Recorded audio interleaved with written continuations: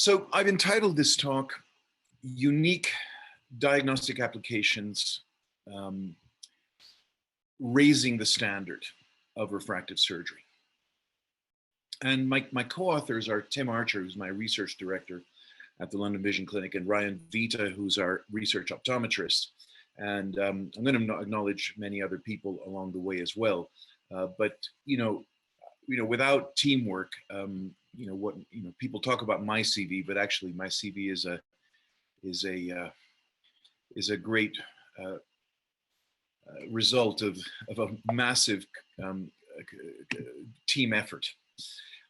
My financial disclosures are that I have been the lead refractive surgery consultant for Carl Zeiss Meditech for almost 20 years. And yes, I have patents that went through Cornell over to 2 different companies now, ArcScan, and I do have a financial interest in this device. Although, I will tell you, I got a check for $175 last year from the Cornell Research Foundation. So I'm way ahead. The real value I've invested, probably over $1 million personally in keeping my Artemis, my prototypes, and then my Artemis 1 working, awaiting this final moment when I finally received the Insight 100, and now I can have technicians do all my scans for me. So I just wanted to fill in a little bit about the background. This is the rectilinear scanner that was used for tumors in Jack Coleman's lab, and we just replaced the 10 megahertz transducer, broadband 15 megahertz, with the 60 megahertz transducer at the time. And this was Bob, one of the retina fellows at the time, and we were scanning the eye. And I got interested in cornea because of the emerging field of refractive surgery in 1991. This is before any approvals. And no one else was interested or thought it was of interest to scan the cornea. But I thought it was quite fascinating to measure something that had never been measured before. And it turns out that the epithelium had never been measured before, other than one publication 10 years before in '81. Brian Holden was measuring it with a picometer, and he was trying to see whether there were epithelial thickness changes on contact lens wearers overnight. But apart from that, no one had ever measured the epithelium. I checked with the professor of cornea at Cornell if this would be of any interest. He said no. So I knew that I had a wide open field to start my career in ophthalmology, which at the time, by the way, I was just a research fellow. I did my residency. I started my residency 2 years later. And so during my residency, I considered to continue to work at Jack Coleman's lab with Ron Silverman, Mark Rondeau, Tatiana, and we built this prototype to do arc scanning to try and scan the whole cornea, because the original scanner only got 3 millimeters worth of cornea. And here we were able to scan the entire anterior segment. This is, you see the iris here in lens. That's me right there, lying down. If you zoom in, you'll see my name tag here. So that was the first scan ever done on an arc scanner of the whole anterior segment with high frequency ultrasound. And as you saw from Jerry, we gathered up our pennies and managed to start a company called Ultralink, which developed the first reverse water bath system. And the first time that we had a simultaneous infrared image with a Purkinje reflex on the cornea and a simultaneous corneal scan at the same time. So that was the first time that you were able to localize the position of an ultrasound scan visually. And of course, that was critical if you were going to use this for refractive surgery, because refractive surgery is all about being able to do things optically, which means you have to know where you are in the lens. There was an intermediate step, I'm going to call it. Jerry battled away with this Artemis 2. Carlo Lovisolo had one of these in Milan, which is how we did our early ICL studies. And thankfully, here's the team, by the way. This was just last January, so this year.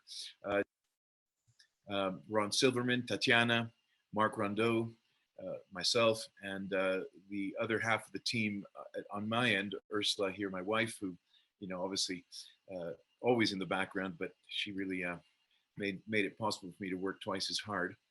And here you are. So we have this FDA and CE approved device now in Asia. It's approved.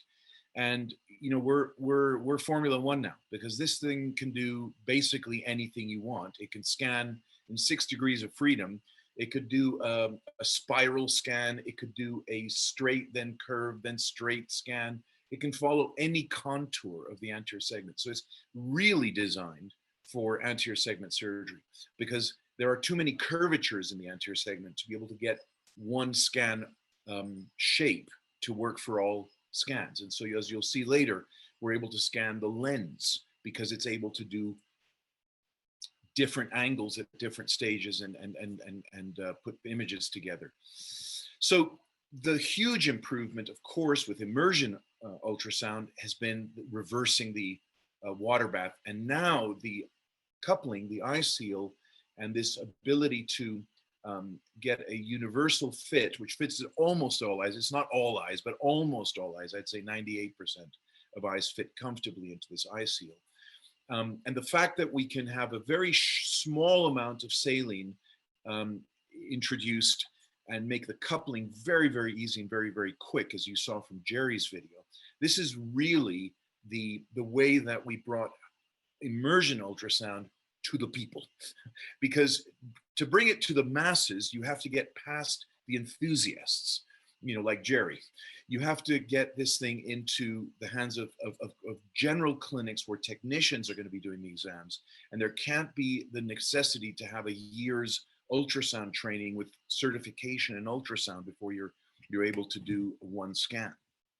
Now, this is our video, which we showed at ACOS. We edited it to make it 20 seconds, but essentially these are the time breakdowns of how it is to do a scan. It takes 2 minutes to do one eye, and it takes 10 seconds to fill to get the coupling and then adjust the head, 15 seconds to fill, 30 seconds to get the ranging, 14 seconds to actually do the scanning, to drain the fluid, 5 seconds to give the patient a tissue and sit back and get ready for the other eye.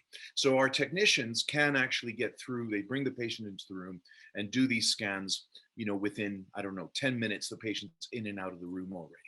And that sounds like a long time, but compared to what it used to be, it's very little time. And as we were discussing just now, you know, if you asked a patient, would you like to spend an extra 10 minutes with your eye in the eye spa with the saline, in order to get better sizing of your ICL with a 1% exchange rate? Or would you just want to just wing it and we just see if you get it without the water bath? I don't think there's a patient who's going to say, ah, let's just wing it. You know, knowledge is power. Now, I want to be clear that OCT has a huge clinical space, and had a lot of real estate in my clinic. I was obviously the first to measure epithelium. So these companies that are starting epithelial mapping obviously always come to me, and yes, and I don't consult for any of these. I mean, I'll say I don't consult for Zeiss Dublin that developed this machine. So I don't consult, the answer is I don't consult for any of these companies, but I have helped all of them mapping. Even though that would be, you would think that would be contrary to my financial interests in ultrasound. I don't have a financial interest in ultrasound. I have a financial interest in giving the patient the best possible safety.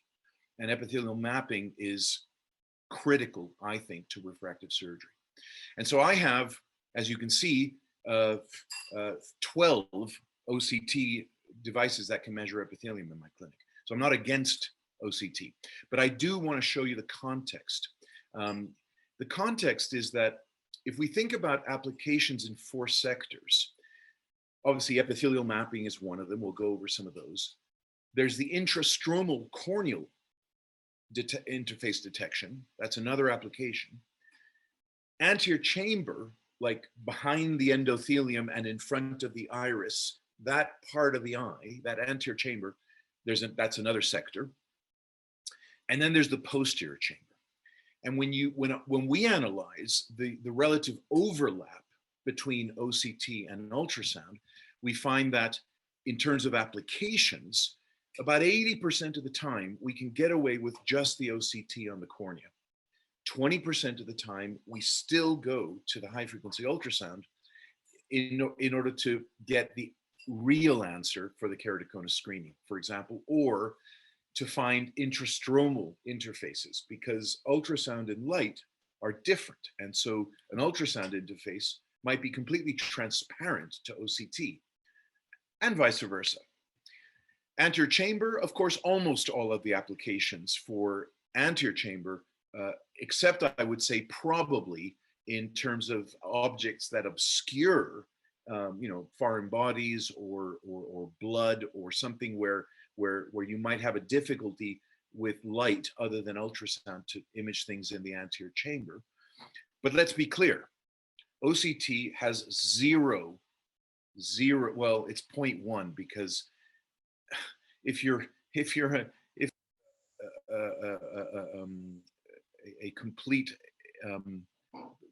iris is completely devoid of melanin, then you can scan with an OCT behind the iris. But let's call it 0%. Okay. If you're not an albino eye, it's a 0% penetrance in the posterior chamber. So whichever arguments you may use to decide which machine you should buy, if it's one or the other, at the end of the day, the answer is both. You can't argue it any other way, because like Jerry said, if he had to choose, he'd choose ultrasound. And I'd agree with that, because ultrasound is the only one that gives you all applications in all circumstances. But let's be clear, we're very busy, and our clinics are all about workflow. And so in order to improve workflow, I have OCTs as well. And there are certain instances where the OCT helps me a lot. I can use an OCT, almost intraoperatively, which I do in my microscope. I have an Artivo, and it has intraoperative OCT, and that's wonderful. I use it all the time for my ICL surgeries. But we're talking here about raising the standard. And, it's, without, one doesn't want to be derogative, or to put down anybody who's not using ultrasound, because the vast majority of the world isn't. But I don't think there's a way of arguing around the fact that if you have very high frequency ultrasound, you are practicing ophthalmology at a higher standard. I mean, it's just, I don't know I don't know how to hide that fact to sort of save on embarrassment. The fact is, if you don't have access to this kind of information, you're going to have unanswered questions, and you're going to make decisions which are not necessarily ideal. And your patients may not be aware that you don't have the technology to answer that question. And so that's okay for you from a commercial standpoint, but it maybe won't help you sleep at night when you have those difficulties that you're unable to solve.